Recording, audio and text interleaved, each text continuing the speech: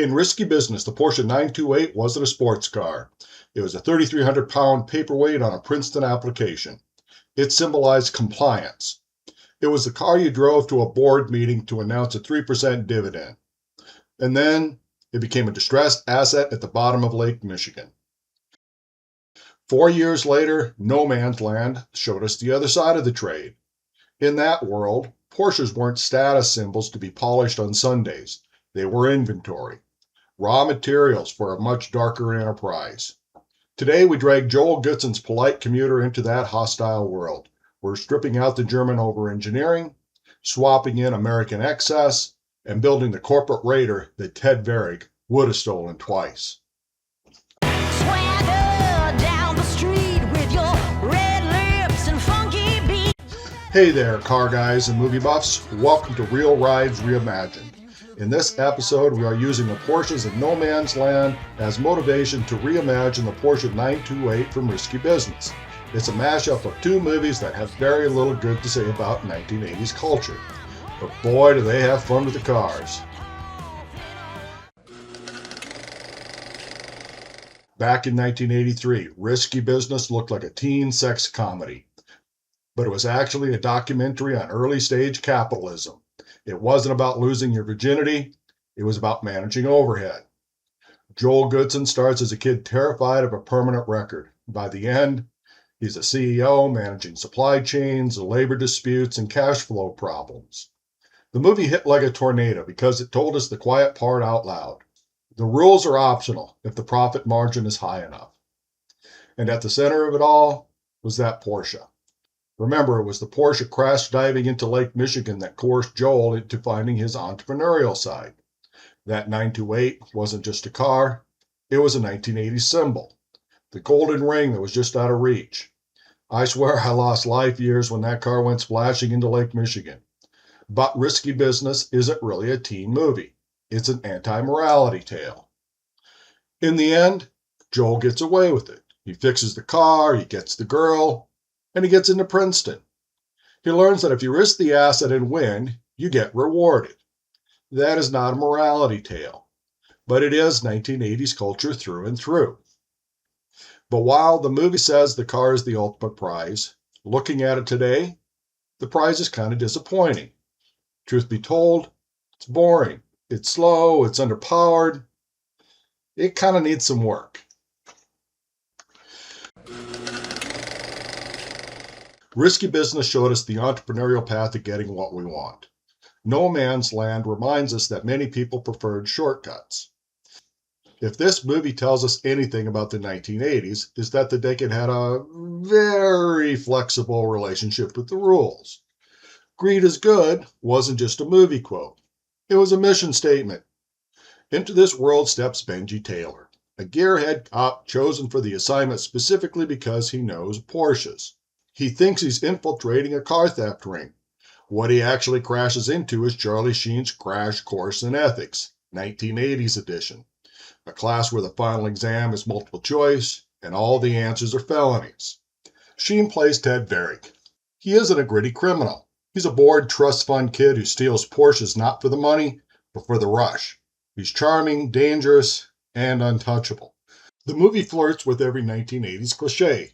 Glamour, excess, and seeing how close you can get to the edge. You can see the thought bubble over the cop's head. Wait a second, these guys are cheating? And they're winning? Like many other 1980s films, the movie insists on consequences. Varig doesn't survive to see the closing credits. But corporate America didn't get the memo. No Man's Land highlighted a cultural looseness with rules that didn't stop at car theft. Barely a decade later came Enron, then WorldCom, then Madoff. We should have seen it coming. But before that bubble burst, we had the cars.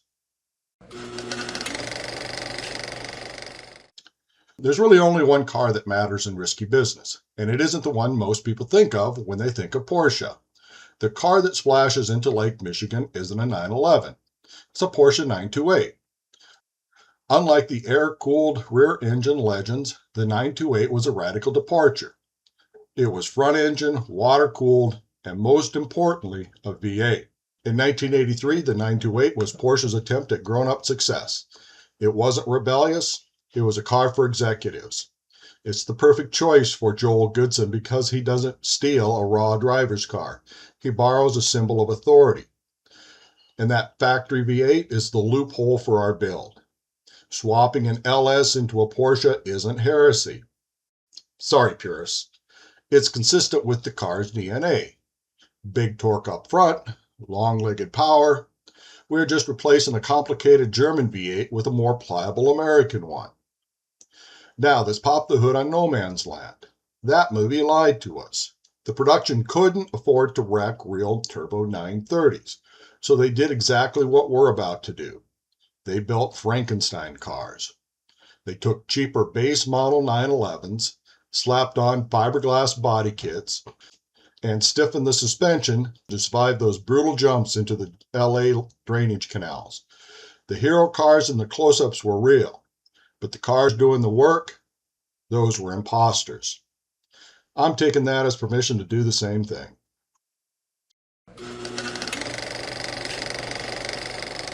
So here's the plan for our creation. We are taking the compliance chassis of the Risky Business 928 and we are injecting it with the Frankenstein spirit of the No Man's Land stunt team. We're building the car Joel Goodson should have driven if he really wanted to take a risk. This car starts with a simple idea. Take the most grown-up Porsche of the 1980s and give it the attitude it never had on screen. The 928 was already a front-engine V8 built across continents.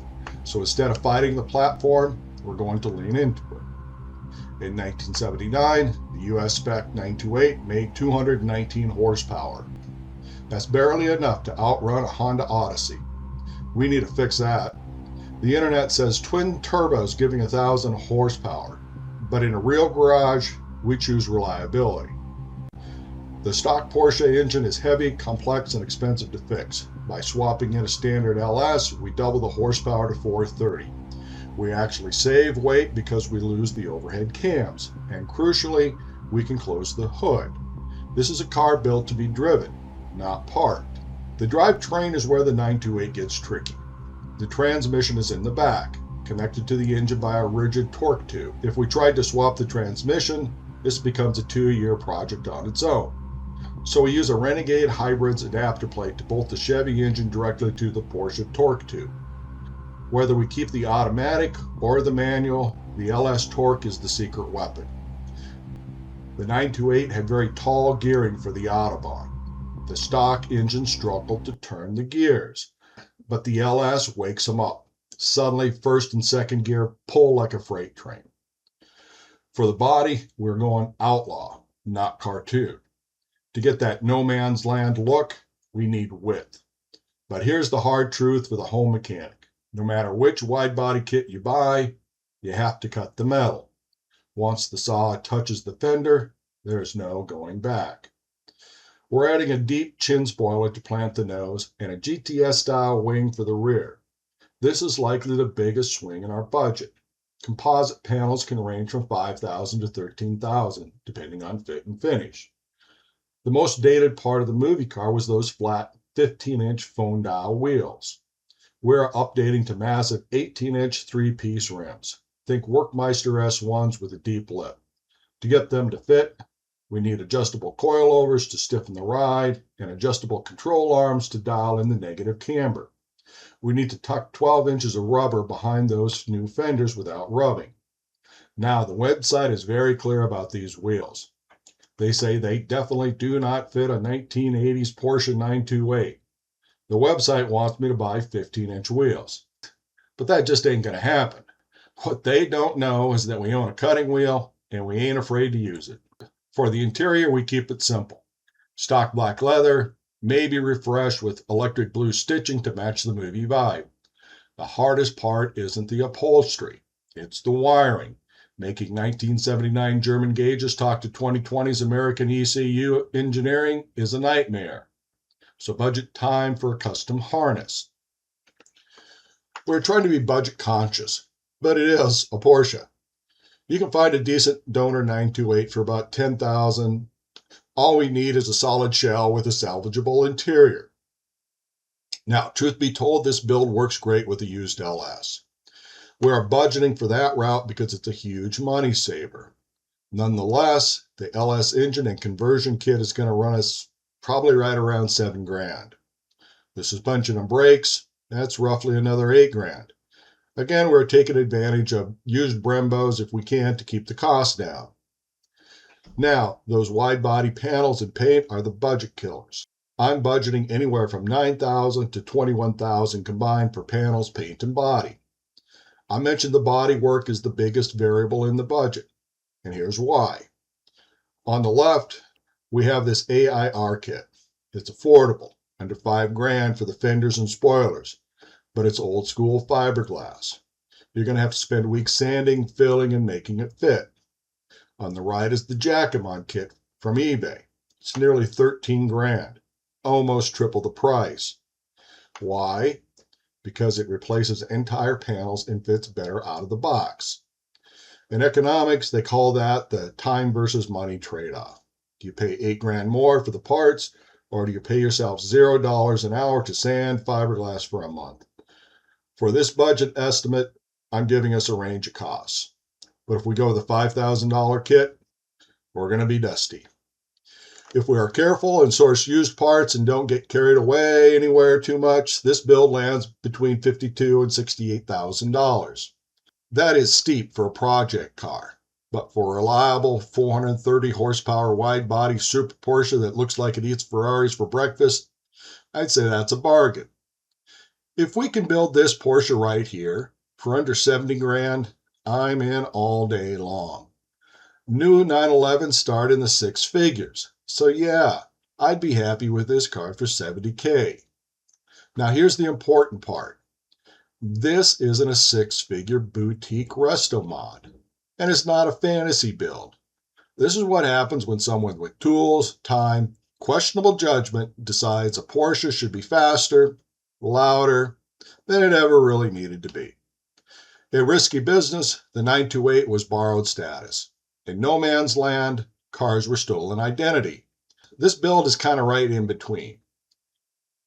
I think Ted Varick would eat his heart out.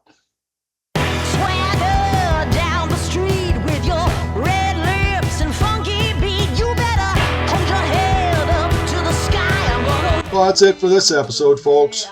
Seriously, guys, hit that subscribe button. Hit that like button.